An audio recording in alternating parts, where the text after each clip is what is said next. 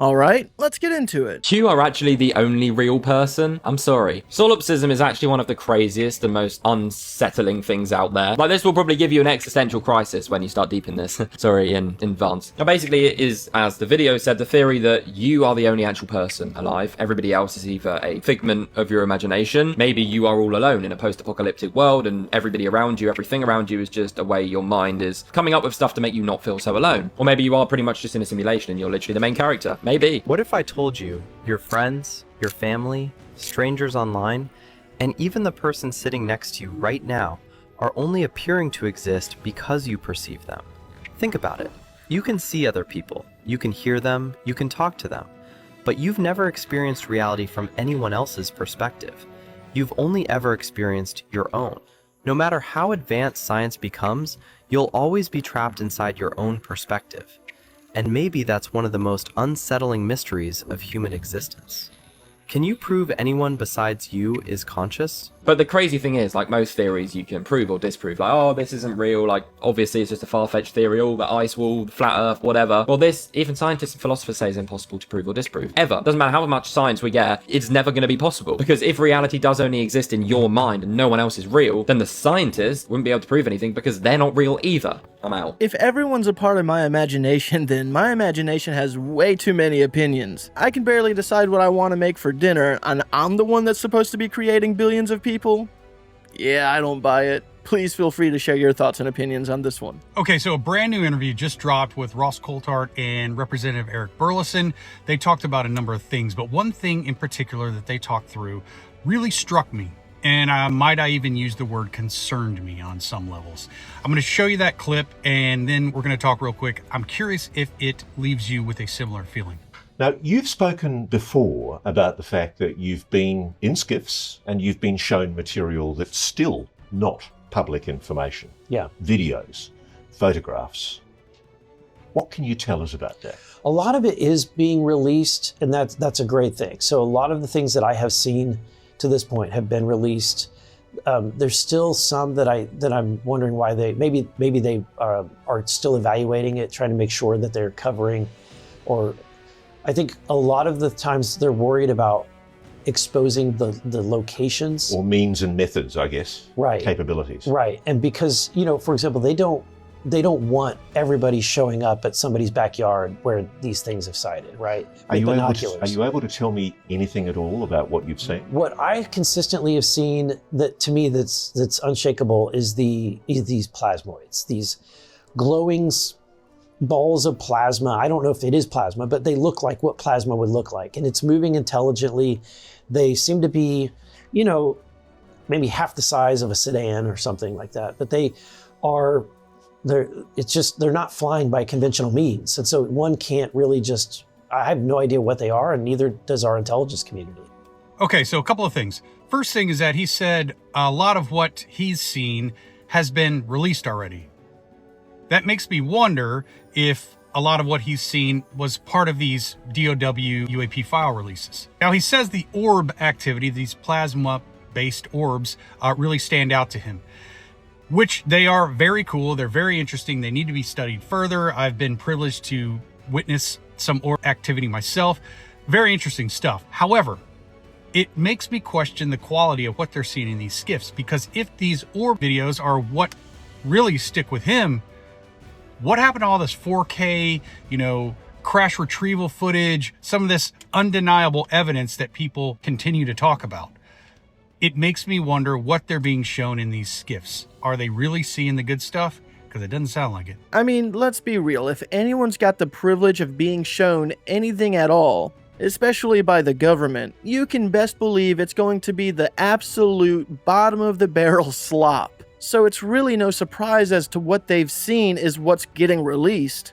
Because, let's be honest, most of what's already been released hasn't been compelling or unequivocal evidence in the first place. And if that is the best that they have, no wonder everyone's expecting more and or better. Hey, if you haven't done so already, and if you're enjoying the show, give it a like. And if you're new to the channel, subscribe. I upload a video like this Monday through Friday, early in the morning, and sometimes an extra video later in the afternoon. And for everyone that's made it this far, thank you so much for supporting the channel. Come down the rabbit hole with me.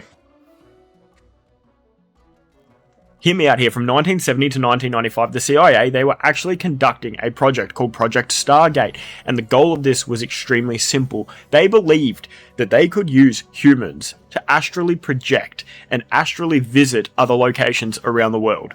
I suppose the goal was to see if they could actually harness people's psychic ability and project locations around the world. They were astrally moving. They were moving through the ether. The reason for that is that they could then view enemy bases. They could view where their enemies were. They could view where certain people were from right here in a single room. And while all the information and documents on that are declassified, you know what's interesting? This rollout with digital IDs. Here's a rabbit hole that'll keep you up at night. What if Project Stargate never really finished? What if in 1995 they realized, hey, we actually can't harness psychic abilities and astral projection through humans, but what if there's another way that we can actually achieve this? Tell me what your biggest main concern is with everybody in the world having a digital ID.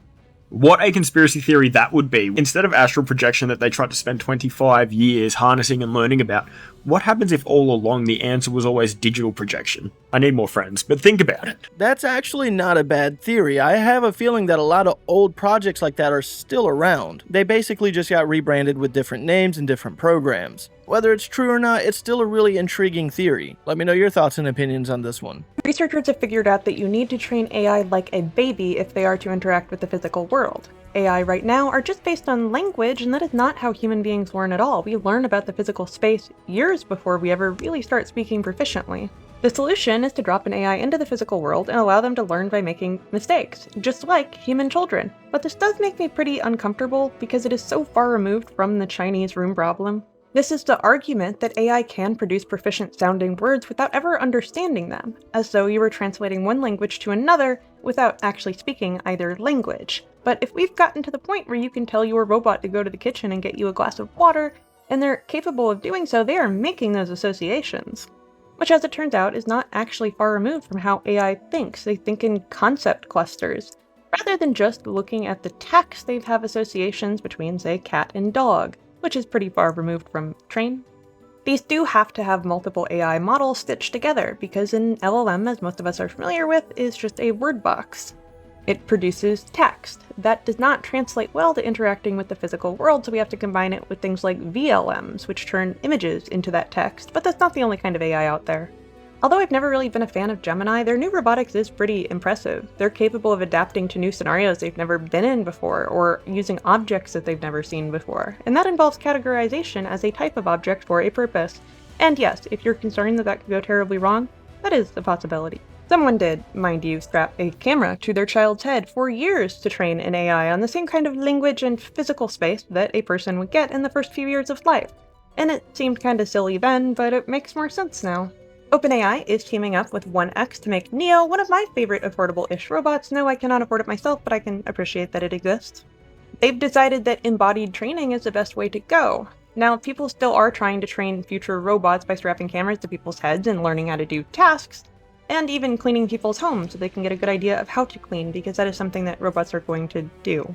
I get a little off topic. I hope you've enjoyed this. Follow for more. I don't know. There's something weird or there's something creepy about strapping a camera to your child's head so that you can teach robots on how to do things in the future. And I mean, I get it. I understand that there is this need for robots possibly in the future to help take care of people. I understand the benefits of having a robot that can help clean your house, can help take care of elderly people, or just basically take care of you if you're in need in general. I definitely understand the aspects and quality of life improvements that could come with owning a robot that's capable of doing human-based projects and tasks. It's just this process of learning is just a little weird to me and very invasive. Someone the other day was talking to me about DoorDash, on how DoorDash has this feature where they will send you a holster that you can put on your head to strap your phone to, and they will give you tasks to complete, and you have to record yourself doing it. And it's for the AI training purposes, to give this kind of information for AI training. And that's a little weird. I mean, you get paid to do it, but that's just how the robots are eventually going to take over the job force, the workforce, and maybe the world one day. Again, I like the idea of having a robot that can clean the house. That does sound very nice. You know, especially when it comes to dusting. That's one of my least favorite chores. because where I live, it's very dusty and things get dusty quite often. And that's just a constant upkeep. And when you're working 2 jobs, basically, it's difficult to do. And having a robot that can actually do that for you, huge time saver for me. Not to mention if it can do laundry and all the other goods. But is it an absolute necessity? No, not really. It's more of a luxury of life idea, I guess. There is a major, dangerous heat wave hitting most of the United States right now. And it's supposed to last the entire week. So this heat wave, with temperatures in the higher 90s to the hundreds, is mostly in the East Coast and the Midwest of the United States, but it also affects Europe. Yeah, and it's real bad. Now here in Reno, Nevada, where I live, we get 90-degree and 100-degree days in the summer all the time. But we don't get the humidity that the East Coast and the Midwest get. So when they have a heat wave like this, that they're experiencing right now, it comes with humidity in the 80 to 90% range. And if you've ever experienced that high 90s temperature with 90% humidity, it seriously feels like you're in an oven. So the forecast for this is starting today, temperatures in the high 90s with, like I said before, 90% humidity. Thursday, in a lot of these places, mostly on the East Coast, the temperature will get over 100, maybe as high as 105. And there's not going to be any relief come Friday. So if you have any way, any chance to get into some place that's air conditioned, do it. Even if it's just a public library, even if you're just sitting in like a mall or a public library. And drink lots and lots of water, even if you don't feel thirsty at the time.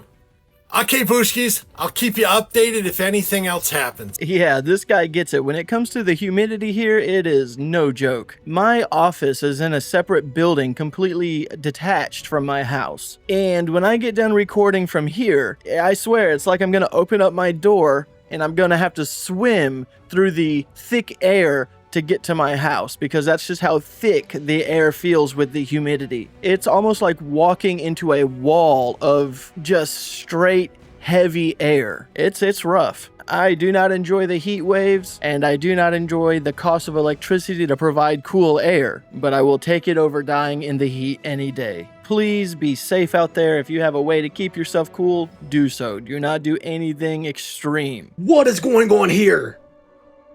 Can anybody explain that? That is very bizarre. Maybe it's AI, or maybe it's something else entirely. I really don't know at this point anymore what is going on, but you have to admit that that is very strange. Look how his eyes are completely blackened. Again, what is going on here, you all? What is happening? Watch it again. Look, completely black, and then it goes back to normal. Again, is this AI? Again, this is probably AI, right? That's all that this is, right? Or it's a camera trick or a glitch or something like that, right? There's probably nothing to this at all, right? Right?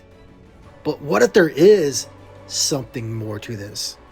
I really don't know what is going on here, but you have to admit that this is very bizarre. And apparently this was during the World Cup 2026 between Brazil and Japan. I'm gonna have to say AI on this one. The person with the eyes looks very real, but if you see the text onto other people's collars and shirts, they're kind of changing and they're all garbled up.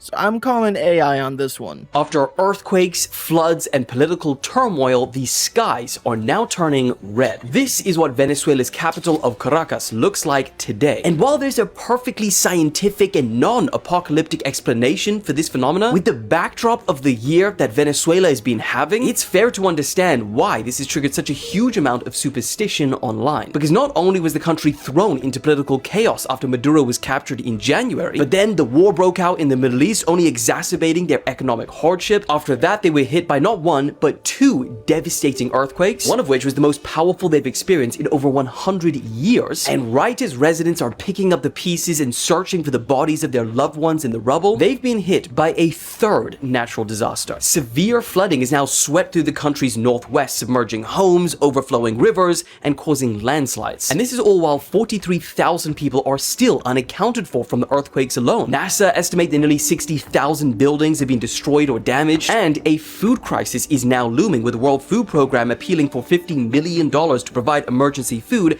for up to 500,000 people. Overall, that is all very devastating information, and hopefully they can recover from this. Thoughts and prayers goes out to everyone there. Here is one of the best and most realistic Bigfoot videos ever. It was just released on May 26, 2026. A woman who goes by the name Dee was out live streaming in a forest at dusk. This is something she does all the time, hiking and recording her nighttime adventures. Well, this time as she was out in the remote wilderness, she comes across a dark figure standing in an open field. Watch what happens next. I told you I was seeing something. That's way in there, guys. Hello? That's not a dude. That's not a person. That's tall. Hello?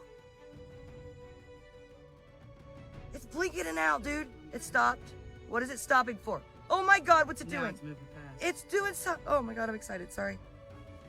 The so-called creature begins slowly walking through the field, focused ahead. It's very far away from them, but her camera zooms in far enough to catch it.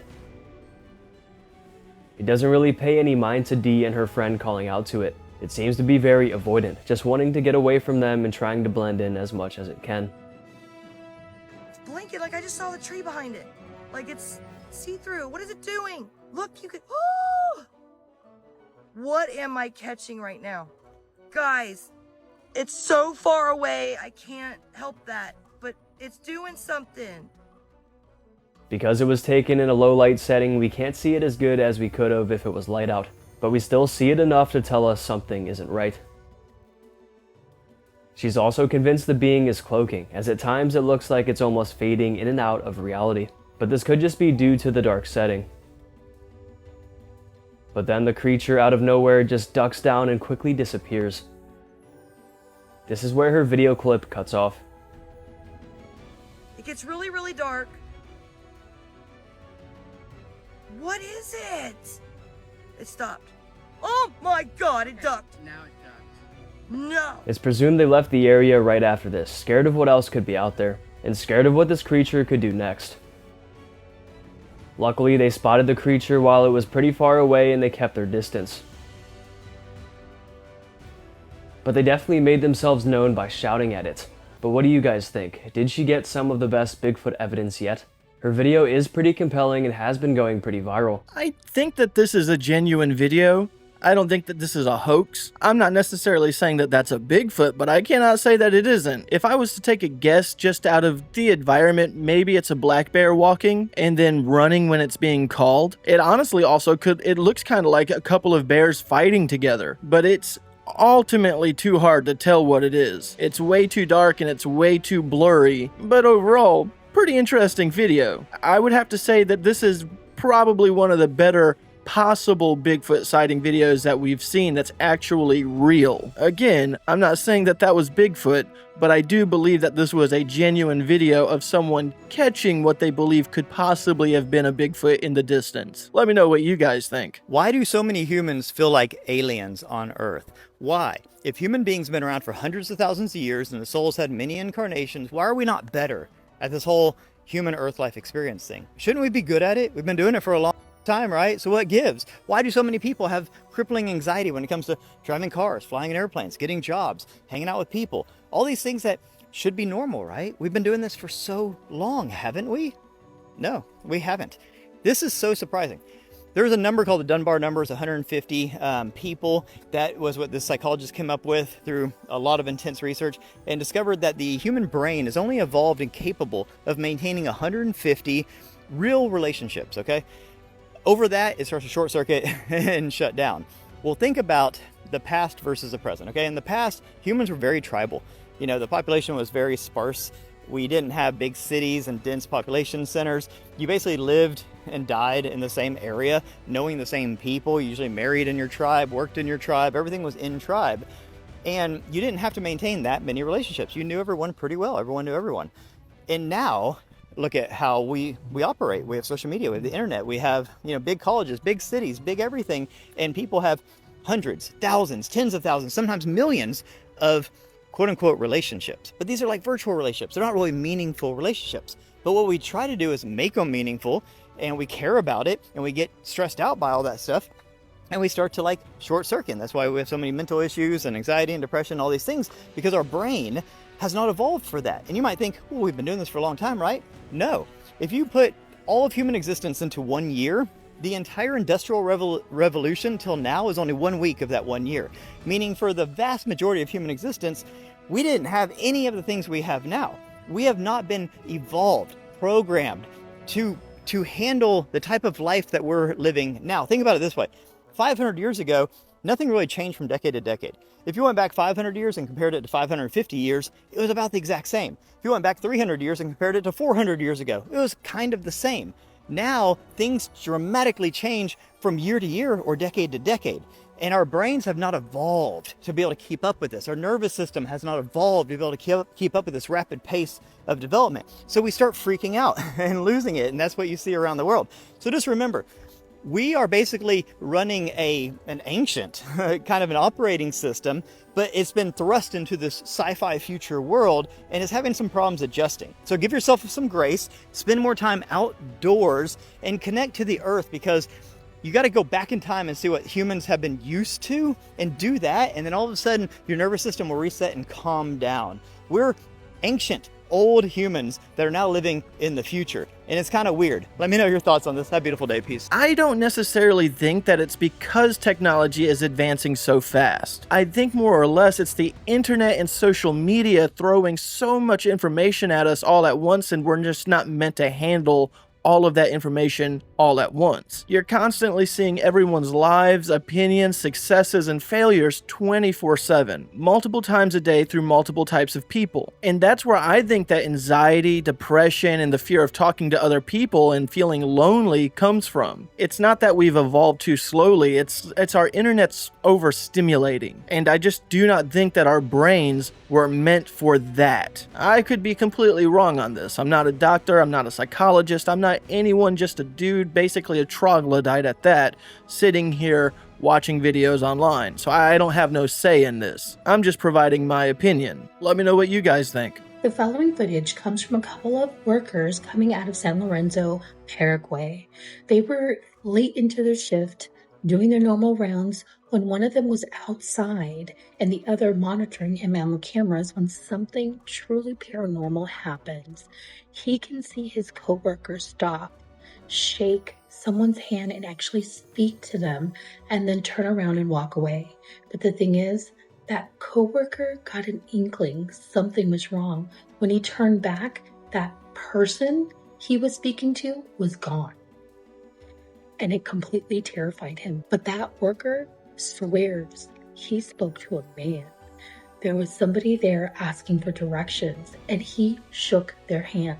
Take a look at this footage, comment below, and let us know what you think.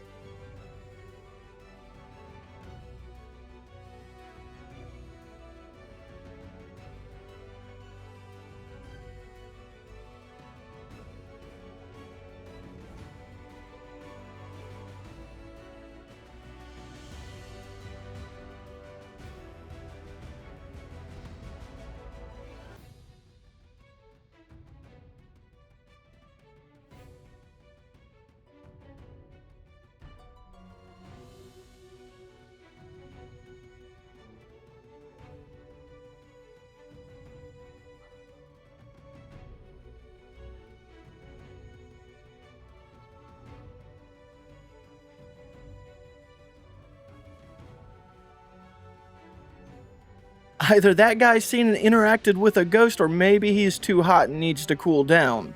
Either way, both situations are scary. Researchers have made a major new advancement in creating synthetic life. This is so useful because yes, it has a ton of biotech applications, But it also demonstrates that you don't need living components to make life, which is a little bit wild, and they went quite a bit further than previous studies.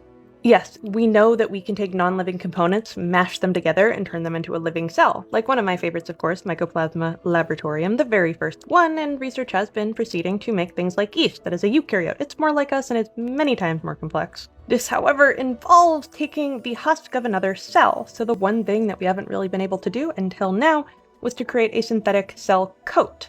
This is called the cellular membrane, and it's composed of a lipid bilayer, but you don't have to remember that.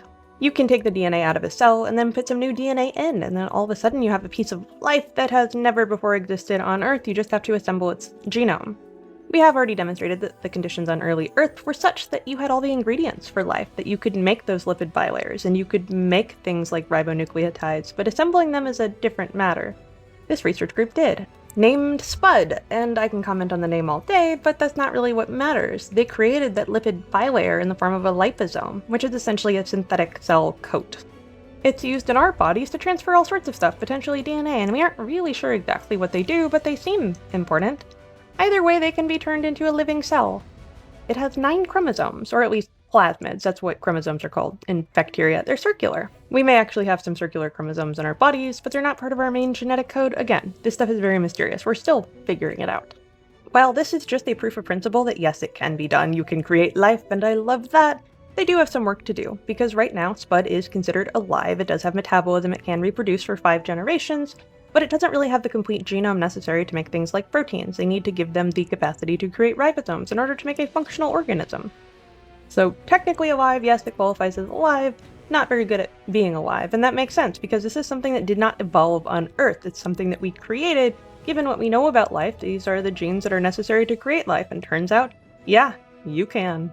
I hope you've enjoyed this. I'll keep you up to date. I'll live for more. There's a comment in this video that really sums it up. We are really heading towards a weird future. It almost seems like a Warhammer future to me. Eventually, they're just going to start taking people and turning people into slave machines. Once they figure out how to create some kind of synthetic life that's programmed with all the information that it needs to be programmed with, taking over another person's brain, it's game over for the population. What's up, everybody?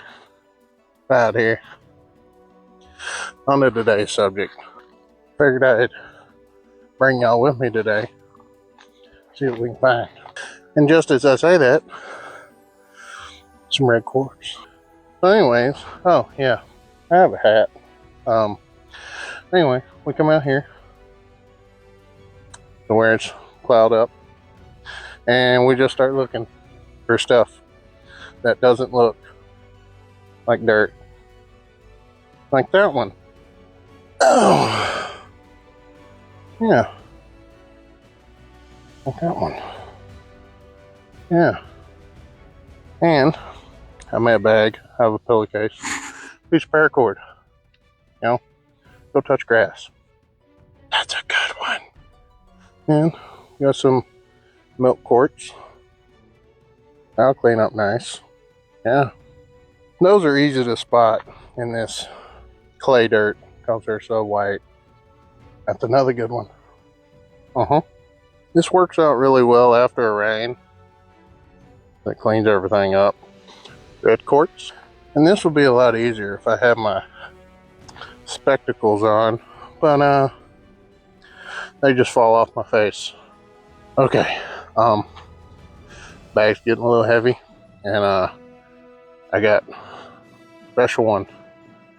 So let me get back down here and I'll show y'all what I found. Alright, we made it back down here in one piece. It's only, the porch says 92, so, and it's currently like 8:30, so alright, I'll show you what I found. Alright, the bucket is open. Let's see what we found. Well, that's gonna be one of the greatest skipping rocks. Got red quartz. Red quartz. That's a cool one. Red quartz. That one's red quartz. That one looks like red quartz. red quartz, and red quartz. Now I found this little milk quartz, and another milk quartz, and a smaller red quartz. But then the piece of la resistance. I gotta get it. Don't break my table. You know, I might have overdid it. Okay, enough stalling. Here we go.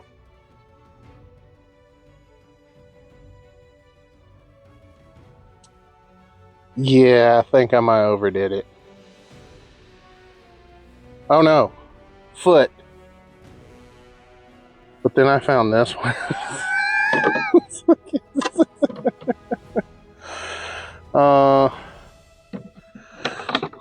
Yeah, you can see the clear quartz coming through. Right here, right here. Mixes in with the red quartz. Yeah, this is going to clean up nice. So is this one. Got some clear and red mixed together. Yeah. Oh no, foot again. But, oh, other foot. No.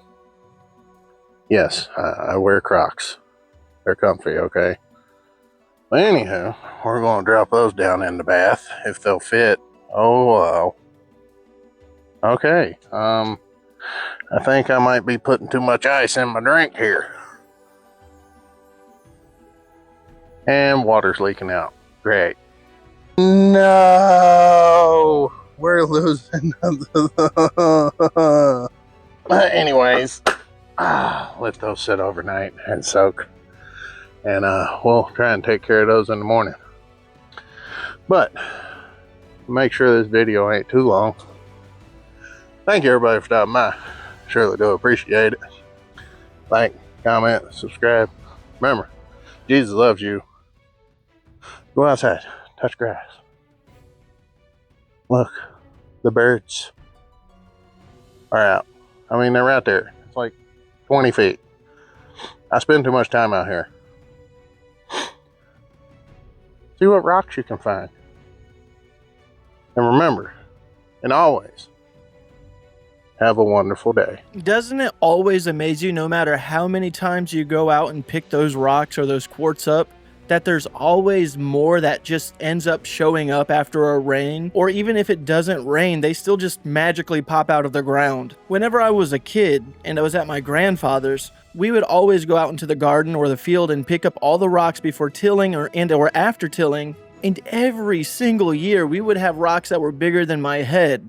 And we would always just throw them in a pile, but it always amazed me that every single year we're pulling up these massive rocks. It just amazes me that down deep in the earth, there must be tons and tons of undiscovered quartz and rocks that just keep coming to earth, or little bits of them anyways. And just the structures that are deep underground have to be massive. It's a really cool thing. And it's cool to see someone out there actually going out there, picking up all these rocks and quartz, cleaning them up, and just doing their thing. So keep up the good work. But I've definitely now been motivated to go out and touch some grass, so I think that's what I'm going to go ahead and do. So thanks for the motivation, Cloud. Alright guys, I'm going to go ahead and end today's video. As always, I want to thank you guys for watching these clips with me. I personally feel happy, I feel healthy, I'm doing my best. And if today's your birthday, happy birthday, and if not, have a good day anyways.